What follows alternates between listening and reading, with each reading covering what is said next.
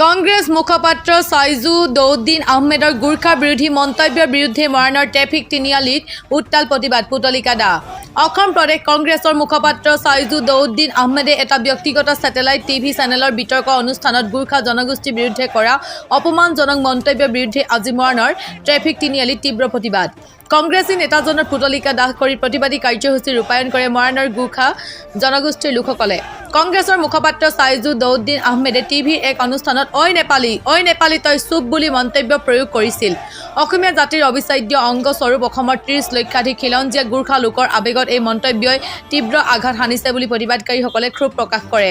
কংগ্ৰেছ দলে এই ঘটনাৰ নৈতিক দায়িত্ব স্বীকাৰ কৰি সাইজুদ্দিন আহমেদক দলৰ প্ৰাথমিক সদস্য পদৰ পৰা তৎকালীনভাৱে বৰ্খাস্ত কৰাৰ লগতে অসম প্ৰদেশ কংগ্ৰেছ কমিটিয়ে সমগ্ৰ গুৰ্খা সমাজৰ ওচৰত ৰাজহুৱাভাৱে ক্ষমা খোজাৰ দাবী জনায় প্ৰতিবাদকাৰীসকলে।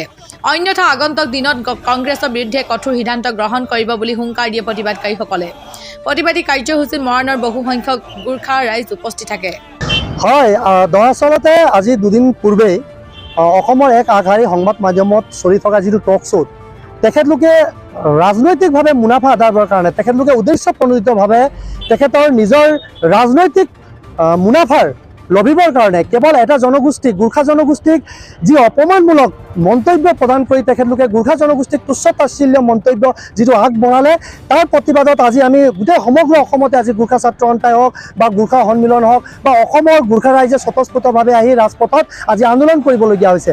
আৰু অতি পৰিতাপৰ বিষয় যিগৰাকী ব্যক্তিৰ পৃষ্ঠপোষকতাত যে অসমত অসম প্ৰদেশ নামৰ এটা ৰাজনৈতিক দল ভূমিষ্ঠ হৈ আজি সেই দলৰে এগৰাকী মুখপাত্ৰ নিজকে প্ৰদেশ কংগ্ৰেছৰ এগৰাকী মুখপাত্ৰই নিজকে মুখপাত্ৰ বুলি কয়, সেইগৰাকী মুখপাত্ৰই যে ছবিলাল উপাধ্যায় নামৰ এজন স্বনামধন্য ব্যক্তি যিটো স্বাধীনতা সংগ্ৰামী তেখেতক তুচ্ছ তাচ্ছিল্য কৰাৰ লগতে গুৰ্খা জনগোষ্ঠীকো একেলগে যে বিদেশী নেপালী শব্দ লগাই যে তেখেতলোকে গুৰ্খাসকলক যে নেপালী শব্দৰ আওতালৈ আনি আকৌ কৈছে যে বিদেশী ৰাষ্ট্ৰৰ নাগৰিক বুলি তেখেতলোকে উদ্দেশ্য প্ৰণোদিতভাৱে যি ধৰণৰ বক্তব্য আগবঢ়ালে তাক আমি ঘোৰ নিন্দা জনাইছোঁ আৰু এইটো গৰিহণাযোগ্য। আৰু আমি ধিক্কাৰ জনাইছোঁ তেখেতে সাইজুদ্দিন আহমেদ নামৰ কংগ্ৰেছৰ এগৰাকী মুখপাত্ৰ হিচাপে চিহ্নিত দিয়া ব্যক্তি তেখেত এজনে মস্ত দালাল, মিয়া দালাল, বাংলাদেশী মিয়া ৰক্ষক হয় আৰু বাংলাদেশৰ মিয়াসকলক ৰক্ষণাবেক্ষণ দি অসমৰ খিলঞ্জীয়া জনসাধাৰণক প্ৰত্যাহ্বান জনায় অসমীয়া খিলঞ্জীয়া জনসাধাৰণক তেখেতলোকে প্ৰত্যাহ্বান জনায় অসমৰ জনগণক যাতে তেখেতলোকে ইয়াৰ পৰা প্ৰতাৰণা কৰাৰ ক্ষেত্ৰত তেখেতলোকে বিশেষ ভূমিকা গ্ৰহণ কৰা আমি বিভিন্ন সময়ত দেখি পাইছোঁ। গতিকে তেনেধৰণৰ এই সাইজুদ্দিন আহমেদ নামৰ ব্যক্তিগৰাকীক অনতিপলমে অসম চৰকাৰে বিহিত ব্যৱস্থা গ্ৰহণ কৰিব লাগে। আৰু আমি এই আন্দোলনৰ মাধ্যমেদি স্পষ্টভাৱে কৈছোঁ যে অসম প্ৰদেশ কংগ্ৰেছ কমিটিৰ যিগৰাকী সভাপতি গৌৰৱ গগৈ তেখেতো জানি লওক যে এগৰাকী ব্যক্তিক কেৱল আজি গুৰ্খা জনগোষ্ঠীক ইমান অপমানমূলক বক্তব্য কৰাৰ পিছতো তেখেতলোকে কেৱল নিলম্বন কৰি এই অসম প্ৰদেশ কংগ্ৰেছ কমিটিয়ে নিজৰ দায়িত্ব তেখেতলোকে সামৰি ল'ব লৈছে। আমি ধিক্কাৰ জনাইছোঁ অসম প্ৰদেশ কংগ্ৰেছ কমিটিৰ সভাপতি তথা কংগ্ৰেছ কমিটিৰ সমূহ কৰ্মকৰ্তা দলৰ লগত জড়িত থকা ব্যক্তিসকলক আমি প্ৰত্যাহ্বান জনাইছোঁ যদি তেখেতলোকৰ গুৰ্খাসকলৰ প্ৰতি যদি সদিচ্ছা সদ্ভাৱ আছে অতি সোনকালে এই সাইজুদ্দিন আহমেদ বোলা ব্যক্তিগৰাকীক যিটো মিয়া ৰক্ষণাবেক্ষক ঘূৰ দালালি তাক অনতিপলমে দলৰ প্ৰাথমিক সদস্যৰ পৰা বহিষ্কাৰ কৰক আৰু বহিষ্কাৰ কৰি আইনীমূলক ব্যৱস্থা তেখেতলোকে গ্ৰহণ কৰি দেখুৱাওক। তেতিয়া আমি ক'ম যে কংগ্ৰেছ দলে গুৰ্খা জনগোষ্ঠীৰ প্ৰতি তেখেতলোকৰ ভাল মনোভাৱ আছে। নহ'লে ইয়াৰ অন্যথা কিন্তু আগন্তুক 2026 বিধানসভা নিৰ্বাচন সমাগত। ইয়াৰ কাৰণে কিন্তু তেখেতলোকৰ কংগ্ৰেছ দলক আমি প্ৰত্যাহ্বান সন্মুখীন হ'বলৈ সাজু হওক। ইয়াৰ কাৰণে যিকোনো প্ৰত্যাহ্বানৰ কাৰণে গুৰ্খা ছাত্ৰ সন্থাই কিন্তু আমাৰ স্পষ্ট মত যে গুৰ্খা অধ্যুষিত অঞ্চলত যাতে কংগ্ৰেছ দলৰ কোনো ধৰণৰ প্ৰচাৰ প্ৰসাৰ কৰিবলৈ আমি কিন্তু নিদিওঁ। এই আমাৰ স্পষ্ট মত, স্পষ্টভাৱে আমি কৈছোঁ কোনো ধৰণৰ কংগ্ৰেছ দলৰ কোনো ধৰণৰ তাত পালি নেতাই যাতে গুৰ্খা অধ্যুষিত অঞ্চলত প্ৰৱেশ কৰিব নোৱাৰে এই কথা কিন্তু আজি আপোনালোকৰ সংবাদ মাধ্যমৰ জৰিয়তে আমি সক্ৰিয় প্ৰদান কৰিছোঁ। কাৰণ এইখন অসম ইয়াত বিভিন্ন জাতি জনগোষ্ঠী বিভিন্ন ভাষা ধৰ্মাৱলম্বী লোকে নিজকে এটা মিলন তীৰ্থভূমি হিচাপে নিজৰ মাতৃভূমি হিচাপে আমি বসবাস কৰিছোঁ। তৎসত্ত্বেও কেৱল তেখেতলোকৰ নিজৰ ৰাজনৈতিক মুনাফা আদায় কৰিবৰ কাৰণে নিজৰ ৰাজনৈতিক লাভালাভৰ কাৰণে এটা জনগোষ্ঠীক ইমান ধৰণৰ অপমানমূলক তুচ্ছ তাচ্ছিল্য মন্তব্য প্ৰদান কৰাটো তেতিয়াও কোনো ধৰণে আমি গোৰ্খা ছাত্ৰ সন্থাই কিন্তু সহজভাৱে মানি ল'ব পৰা নাই। আমাৰ স্পষ্ট কথা, সাৱধান হওক। আৰু এটা কথা আমি জনাই দিব বিচাৰিছোঁ আপোনালোকৰ সংবাদ মাধ্যমৰ জৰিয়তে, যিসকল লোক এতিয়াও গোৰ্খা জনগোষ্ঠীৰ যিসকল লোক কংগ্ৰেছ দলত এতিয়াও ওতঃপ্ৰোতভাৱে জড়িত হৈ আছে, তেখেতলোককো আজি সংবাদ মাধ্যমৰ জৰিয়তে আমি আহ্বান জনাব বিচাৰিছোঁ। জাতিতকৈ ৰাজনৈতিক উদ্ধত হ'ব নোৱাৰে, ৰাজনৈতিক দল উদ্ধত হ'ব নোৱাৰে।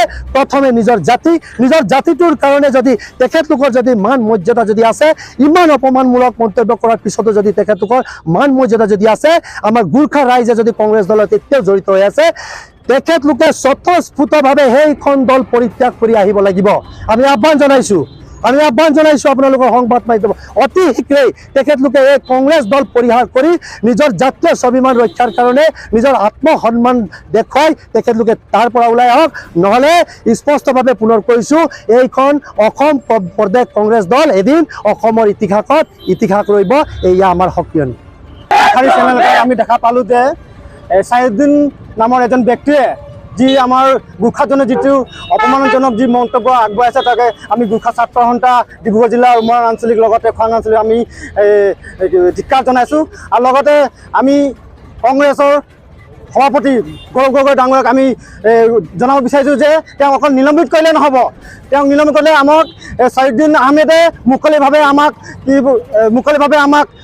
কি বোলে ক্ষমা বিচাৰিব লাগিব।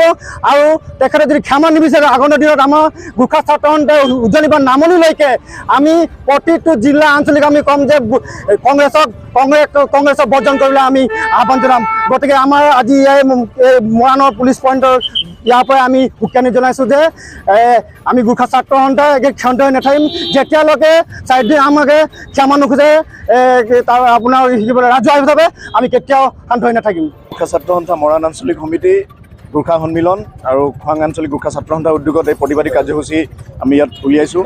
যিহেতু বিগত দুদিন আগত ND24 নামৰ ব্যক্তিগত এটা নিউজ চেনেলত অসম প্ৰদেশ কংগ্ৰেছ কমিটিৰ মুখপাত্ৰ ছাইদুদ্দিন আহমেদে তেখেতৰ যিটো মানে ৰাজনৈতিক তৰ্ক বিতৰ্কৰ মাজত তেখেতে মানে প্ৰত্যুত্তৰ দিব নোৱাৰি গোৰ্খা জনগোষ্ঠীক আজি মানে বিভিন্ন তুচ্ছ তাচ্ছিল্য মন্তব্যৰে অপমান কৰাৰ প্ৰতিবাদত আমি আজি সদৌ অসম গোৰ্খা ছাত্ৰ সন্থাই ইয়াত এই প্ৰতিবাদী কাৰ্যসূচী ইয়াত অংশগ্ৰহণ কৰিছোঁ।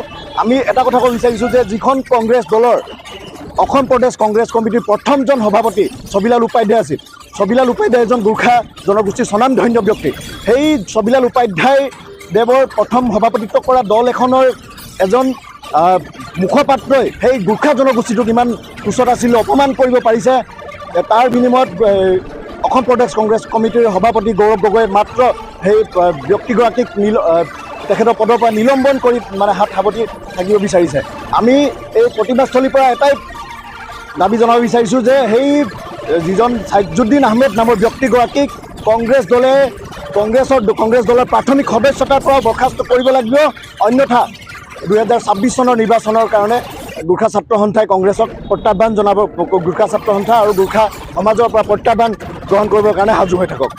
আপোনাৰ ঘৰৰ সকলো প্ৰয়োজনীয় সামগ্ৰী একে স্থানতে উপলব্ধ কৰিবলৈ মৰাণৰ নিৰ্ভৰযোগ্য প্ৰতিষ্ঠান অসম ইলেক্ট্ৰিকেলৰ নতুন প্ৰতিষ্ঠান মৰাণ আৰক্ষী থানাৰ সন্মুখত অসম ইলেক্ট্ৰিকেল আৰু অসম চেনিটেৰী।